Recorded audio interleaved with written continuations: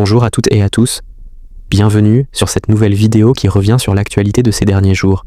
Dans cette vidéo, nous allons revenir sur les incidents et incivilités qui ont émaillé la célébration de la victoire du PSG en Ligue des Champions. Nous reviendrons ensuite sur la situation à Gaza, le quiz de l'inhumanité, avec aux commandes Barbara Lefebvre, l'indignation qui gagne de plus en plus les Européens à propos du sort des Gazaouis. Ségolène Royal, les mots sont très forts. La nation est endeuillée. Oui, mais qui est aux responsabilités? C'est catastrophique ce qui s'est passé. Le bilan est désastreux. Ces images font le tour du monde. On souffre pour la France de voir ce qui s'est passé. Et on souffre pour les victimes, les familles de ceux qui sont morts, les policiers qui sont blessés.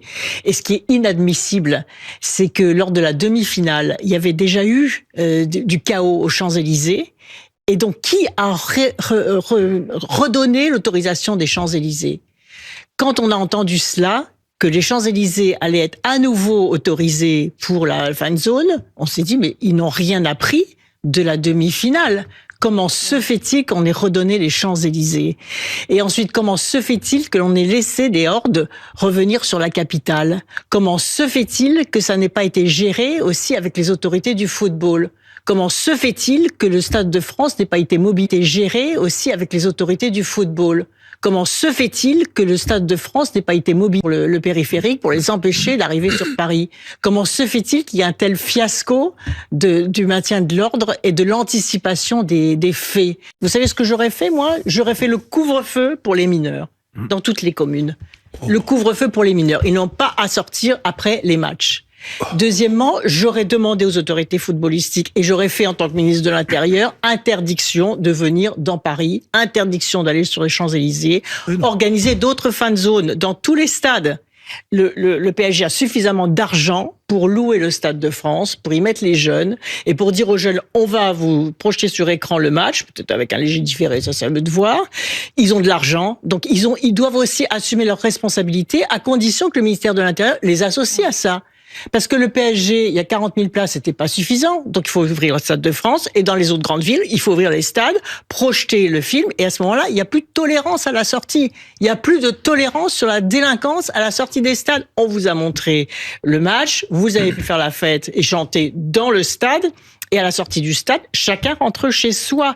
Et donc, il fallait mettre aussi sur le périphérique des contrôles, des filtrages, des retours vers là d'où il venait des voitures qui n'avaient rien à faire dans Paris, des laissez-passer, je ne sais pas. Rien n'a été anticipé. Et pourtant, on a connu les mêmes exactions à la demi-finale, je le répète. Eh ben non, ils ont refait les mêmes erreurs. J'ai été mis à rude épreuve toute la nuit. Je voudrais saluer aussi le directeur général de la police nationale, Louis Logier, et puis le directeur général adjoint de la direction générale donc de la sécurité civile et de la gestion des crises, pour faire simple, les sapeurs-pompiers.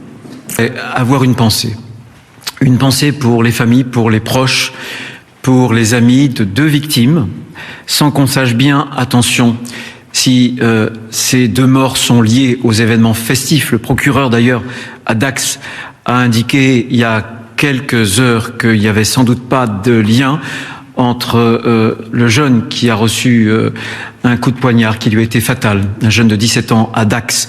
Pas de lien donc entre ce meurtre et puis les événements festifs, et puis l'autre jeune homme d'une vingtaine d'années qui était fauché par une voiture. Mais vraiment, j'ai une pensée pour eux et notamment pour leur famille, et ainsi que les familles, les proches, les amis des blessés. Le troisième message, il est vraiment pour nos forces de l'ordre, les forces de sécurité intérieure, qu'ils soient gendarmes, qu'ils soient policiers de la DGPN, qu'ils soient policiers de la préfecture de police, qu'ils soient aussi sapeurs-pompiers. Parce que hier soir, ils ont été mis à rude contribution. Ils ont fait preuve d'un courage admirable. Je voudrais vraiment les saluer dans des conditions qui ont été excessivement violentes, très très difficiles. Ils en ont payé le prix, puisque au moment où je vous parle, il y a une trentaine de gendarmes, de policiers qui ont été blessés, parfois grièvement. Je pense à ce policier à Coutances, dans la Manche, qui a été plongé dans le coma. Il a reçu un pétard hier soir, sans qu'on sache d'ailleurs si ce tir de pétard était vraiment dirigé contre lui. J'ai une pensée particulière aussi pour les 6 sapeurs-pompiers qui ont été blessés, pas seulement ici sur Paris, mais sur toute la France. Et je crois que les Français doivent être conscients de leur courage. Ils doivent être conscients de leur engagement. Cet engagement, ils en ont fait preuve hier et dans la nuit passée. Ils vont encore en faire preuve, bien sûr, dans les heures à venir. Je voudrais vraiment leur exprimer notre grande reconnaissance. Hier et cette nuit, ce que je veux vous dire, c'est que la fermeté de la réponse sécuritaire a été au rendez-vous. Elle a été à la hauteur.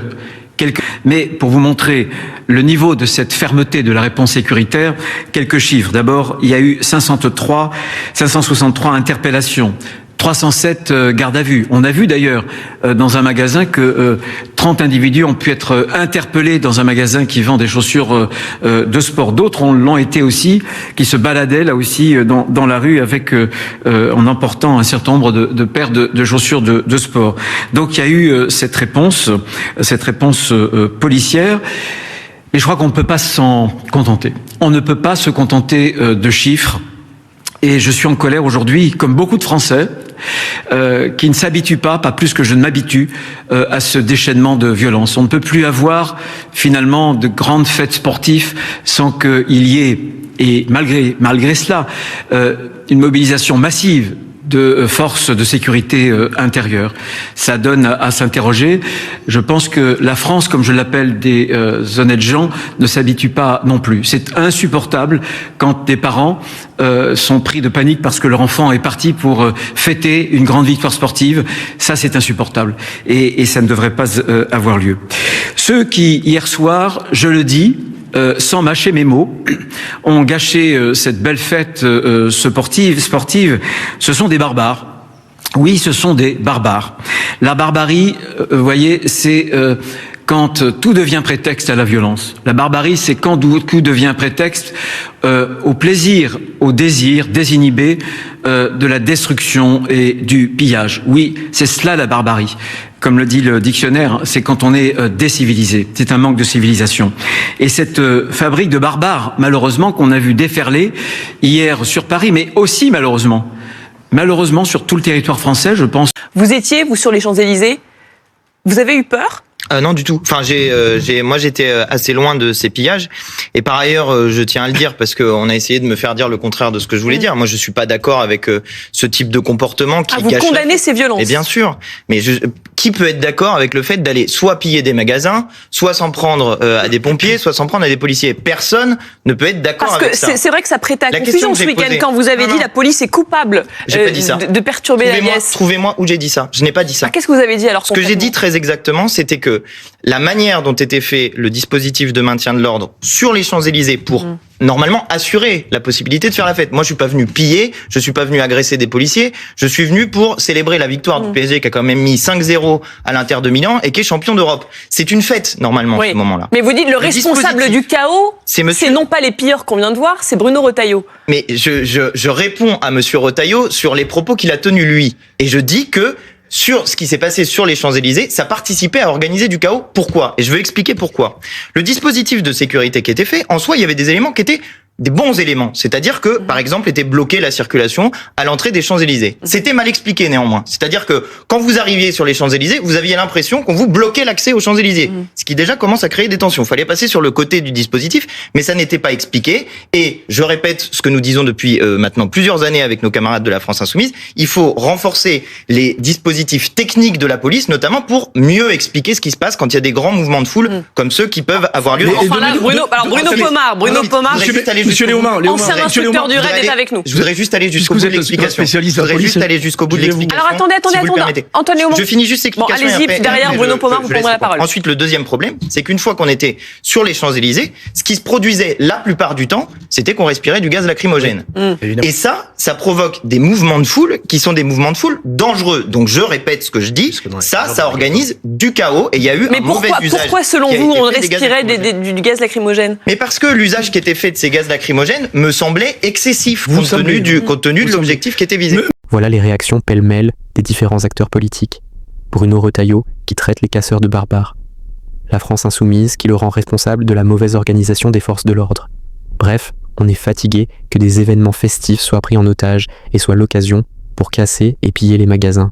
Le bilan est très lourd, avec 1 à 2 personnes mortes pour rien. Abordons à présent notre deuxième sujet à propos de la situation à Gaza.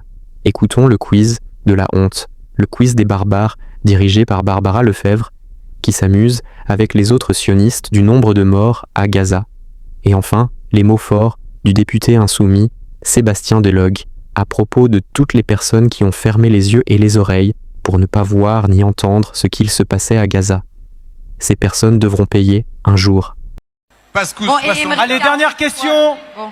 Tout va se jouer maintenant. Allez, depuis le début de la guerre, si 55 000 personnes sont mortes à Gaza, dont 50% de civils, ça fait 10,4% de civils gazaouis qui sont morts, 24,6, 1,3, 5,2.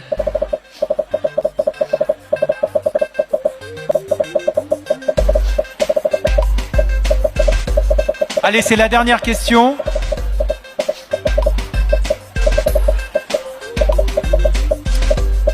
On compte bien sûr les civils morts, hein. On ne parle pas des terroristes du Hamas, donc il y a un petit calcul à faire bien sûr.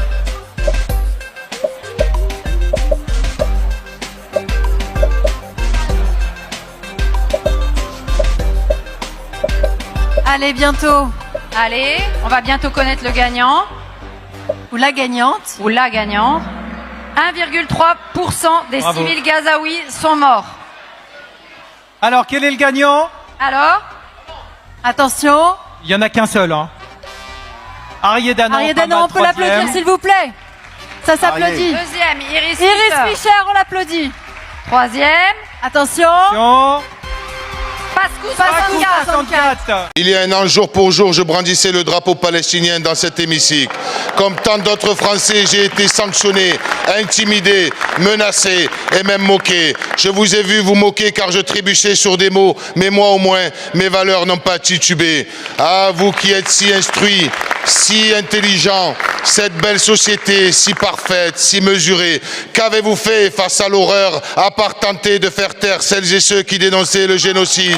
Après 20 mois d'images abominables, d'enfants démembrés par des bombes, d'enfants écrasés sous des décombres ou brûlés dans des brasiers géants, 20 mois durant lesquels l'appareil d'État a déployé une répression sans précédent, nous pensons à celles et ceux qui ont bravé la censure pour continuer à faire vivre les principes de notre République. Comme cette enseignante suspendue pour une simple minute de silence en hommage aux enfants morts en Palestine. Depuis 20 mois, l'horreur est relativisée, niée ou silenciée, et pourtant la terrible vérité éclate aux yeux de tous. Beaucoup retournent leur veste, non pas par souci d'humanité envers le peuple palestinien, mais pour réhabiliter leur petite personne et faire oublier leur complicité politique et morale avec ce génocide. Mais peu importe au fond l'hypocrisie de celles et ceux qui ont dépensé leur énergie à nous faire passer pour des antisémites, tant que les voix du monde entier s'unissent dans l'urgence pour faire cesser le martyre du peuple palestinien, car aucun innocent assassiné ne reviendra. Mais la France peut encore agir pour sauver celles et ceux qui survivent à Gaza. Alors, monsieur le ministre, ne nous refaites pas vos discours vides qui plaisent tant à celles et ceux qui préfèrent les belles paroles aux actes, justes. Qu'attendez-vous pour suspendre l'accord d'association avec Israël, décréter un embargo sur les armes et surtout reconnaissez enfin l'État de Palestine? Je vous remercie. Ce n'est pas en violant le règlement de cette Assemblée que vous servez la cause palestinienne. Ce n'est pas en proférant des outrances à l'encontre du gouvernement de la France que vous servez la cause palestinienne. Du mauvais côté du règlement, mais du bon côté de l'histoire, monsieur le ministre. Merci d'avoir suivi cette vidéo. Dites-nous en commentaire ce que vous en pensez. N'hésitez pas à vous abonner et à mettre un petit pouce bleu. À bientôt.